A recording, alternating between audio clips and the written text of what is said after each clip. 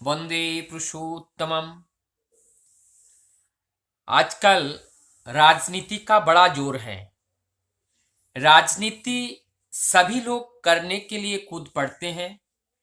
आज का राजनीति का जो परिभाषा हो चुका है, ये राजनीति का परिभाषा जो साधारणता लोग समझते हैं कि कमाई करने का या कमाने का एक जरिया है ये राजनीति।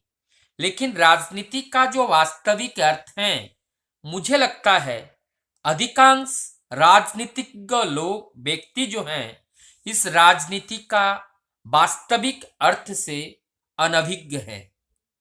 इस राजनीति का अर्थ अगर वास्तव में देखा जाए कि जिस नीति के माध्यम से लोगों के जीवन में समृद्धि, विकास और जीवन की सर्वांगीण उन्नति जिसमें निहित होता है, वही वास्तव में राजनीति होती है।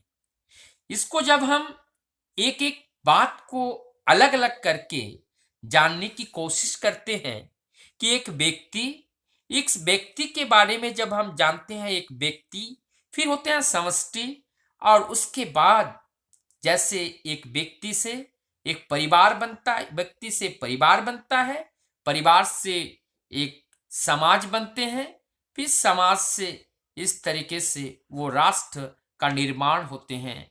और इसमें जब हम देखते हैं, इसका मतलब राजनीति का मतलब सर्वांगीण विकास, और उसमें व्यष्टि भाव और समष्टि भाव।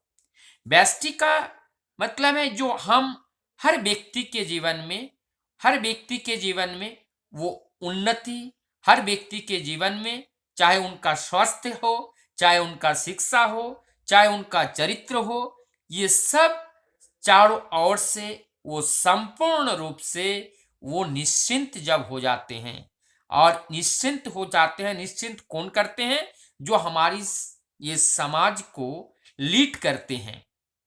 तो समाज को लीड करने वाले व्यक्ति को, जो हमारा स्वास्थ्य है, हमारा शिक्षा है, हमारा ये चरित्र, ये जन जन के अंदर जब सुस्वस्थ, सुशिक्षा और सुचरित्र का निर्माण करने में जब सक्षम होते हैं, तब प्रत्येक व्यक्ति के जीवन में वृद्धि होती है, क्रमोन्नति होती है, और सभी लोग आनंद में रहते हैं।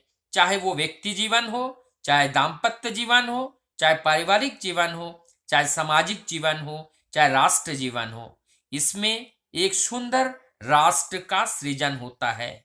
इसके विपरीत अगर ये चीज ना हो करके वहां पे इनका विपरीत होने लगे कि जहां पे ना स्वास्थ्य का व्यवस्था हो, ना शिक्षा का व्यवस्था हो, ना चरित्र निर्माण का ऐसा कोई व्यवस्था वो समाज में हो, तो ये समाज धीरे धीरे जीर्णता की ओर, जटिलता की ओर मसलिप्त हो जाते हैं, और जिससे एक दूसरे के बीच में विद्रोह की भावनाएं उत्पन्न होती हैं, एक दूसरे से लड़ने की भावनाएं उत्पन्न हो जाती हैं। यहाँ ब्रादरहुड सम कंप्लीट रूप से खत्म हो जाते हैं और एकीकरण की नीति लागू हो जाती है। जैसे व्यक्ति के जीवन में एकीकरण आती है, तभी वो व्यक्ति जड़वत हो जाते हैं, अंधा हो जाते हैं, अज्ञानी हो जाते हैं, और निराशा, हताशा से उनका जीवन वो भर जाता है। और ऐसा समाज जब होते हैं, ये डिस्क्रीट समाज हैं, इसमें ना शांति होती है,